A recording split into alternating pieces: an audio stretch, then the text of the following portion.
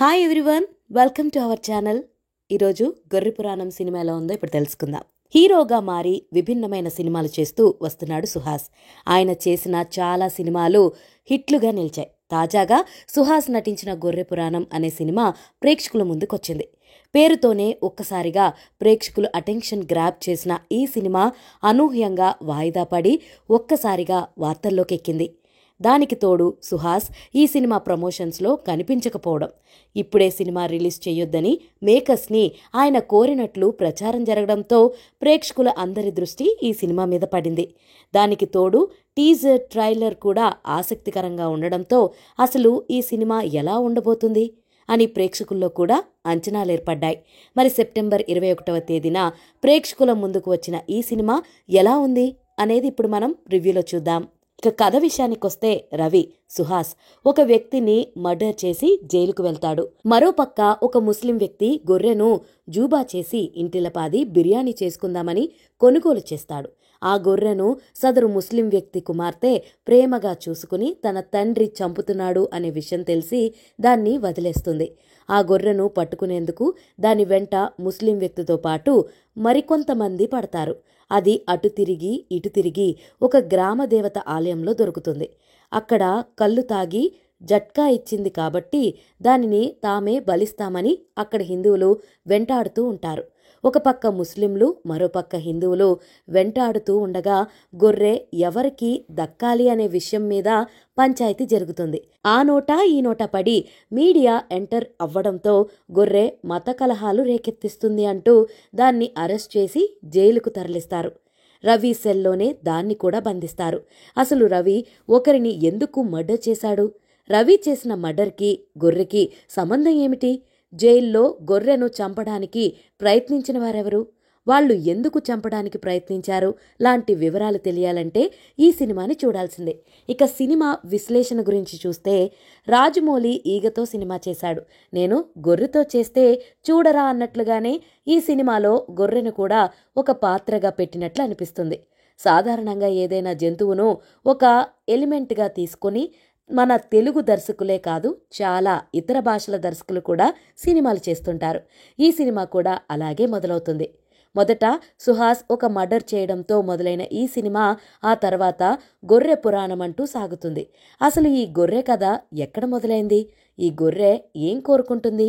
దాని ఉద్దేశం ఏంటి? లాంటి విషయాలను కాస్త వ్యంగ్యంగా చెబుతూనే అసలు కథలోకి తీసుకువెళ్లే ప్రయత్నం చేశారు. అందులో భాగంగా జనం మీద, మీడియా మీద, రాజకీయ నాయకుల మీద సెటైర్లు గట్టిగానే వేశారు. ఎలాంటి విషయాన్నైనా జనం గొర్రెల్లాగా ఒకరి మాట విని ఫాలో అయిపోవడం, మీడియాలో ఒక సెన్సేషనల్ న్యూస్ని సైడ్ లైన్ చేయడానికి మరో సెన్సేషనల్ న్యూస్ తెర మీదకు తీసుకురావడం, రాజకీయ నాయకులు తాము అనుకున్న వారి కోసం ఎంత దూరం వెళ్తారు లాంటి విషయాలను రియాలిటీకి దగ్గరగా చూపించడంలో సక్సెస్ అయ్యారు. అయితే ఈ క్రమంలో కాస్త కన్ఫ్యూజన్ కూడా క్రియేట్ అవుతుంది. నిజానికి కథగా చూసుకుంటే చాలా మంచి పాయింట్, కానీ స్క్రీన్ ప్లే విషయంలో డైరెక్టర్ కాస్త కన్ఫ్యూజ్ అయ్యాడో లేక మనల్ని కన్ఫ్యూజ్ చేయాలనుకున్నాడో తెలీదు, కానీ ప్రేక్షకులను మాత్రం కన్ఫ్యూజన్లోకి నెట్టేశాడు. అయితే మీడియా మీద, సగటు సమాజం మీద వేసిన సెటైర్లు మాత్రం నవ్వించేలా ఉన్నాయి. ఒక్క మాటలో చెప్పాలంటే ఇది ఒక సోషల్ సెటైరికల్ మూవీ. చాలా చోట్ల ప్రేక్షకులను నవ్విస్తూ, కొన్ని చోట్ల క్రింజ్ అనిపిస్తూ సాగుతుంది. కొత్త కథ అని చెప్పలేం, కానీ పూర్తి స్థాయి సెటైరికల్ విధానం మీదే నమ్మకం పెట్టుకున్న దర్శకుడు ఎమోషనల్ కనెక్ట్ మిస్ అయ్యాడు. అసలు సుహాస్ మర్డర్ ఎందుకు చేశాడు, మొత్తం ముగ్గురిని ఎందుకు చంపాలనుకున్నాడు అనే విషయాన్ని చూపించాడు, కానీ దాని ఎమోషన్ కనెక్ట్ చేసే విషయంలో తడబడ్డాడు. నటీనటుల విషయానికొస్తే ఈ సినిమాలో హీరోగా చెప్పబడుతున్న సుహాస్ పాత్ర అంత ఎక్కువసేపు ఏమీ లేదు.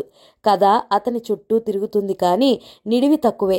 అయినా ఉన్నంతలో తనదైన న్యాచురల్ యాక్టింగ్తో ఆకట్టుకున్నాడు. ఇక ఈ సినిమాలో ఎక్కువసేపు కనిపించేది గొర్రె. గొర్రెతో నటన ఎక్స్పెక్ట్ చేయలేం, కానీ ఆ గొర్రెకు వాయిస్ ఓవర్ ఇప్పించిన తరుణ్ భాస్కర్తో మాత్రం హాస్యం పండించారు. ఇక మరో గొర్రెకు గెటప్ సీను గాత్రం దానం చేయడం గమనార్హం. మిగతా పాత్రల్లో కనిపించిన కమీడియన్ రఘు, జెన్నీ వంటి వాళ్ళు పాత్రలకు కూడా నిడివి తక్కువే, కానీ ఉన్నంతలో తమ అనుభవాన్ని చూపించారు. ఇక ఈ సినిమా టెక్నికల్ టీం విషయానికి వస్తే డైలాగ్స్ ప్రేక్షకులను నవ్విస్తూనే ఆలోచింపజేసేలా రాసుకున్నారు. సోషల్ సెటైరికల్ సినిమాలు ప్రేక్షకులను ఒక పక్కన నవ్విస్తూనే మరోపక్క ఆలోచింపజేసేలా ఉంటాయనడంలో సందేహం లేదు. ఈ సినిమాని కూడా అలా తీర్చిదిద్దడంలో దర్శకుడు సఫలమయ్యాడు. ఇక సినిమాటోగ్రఫీ కూడా సినిమా మూడ్ క్యారీ చేయడంలో తన వంతు పాత్ర పోషించిందని చెప్పవచ్చు. బ్యాక్గ్రౌండ్ స్కోర్ సినిమాకి తగ్గట్టుగా సెట్ అయింది. సినిమా నిడివి కూడా సినిమాకి ఒక ప్లస్ పాయింట్గా చెప్పొచ్చు. నిర్మాణ విలువలు సినిమాకి తగ్గట్లుగా ఉన్నాయి. ఫైనల్లీ ఈ గొర్రె పురాణం trendy social satire cinema logics వెతకకుండా చూస్తే ఎంజాయ్ చేస్తారు.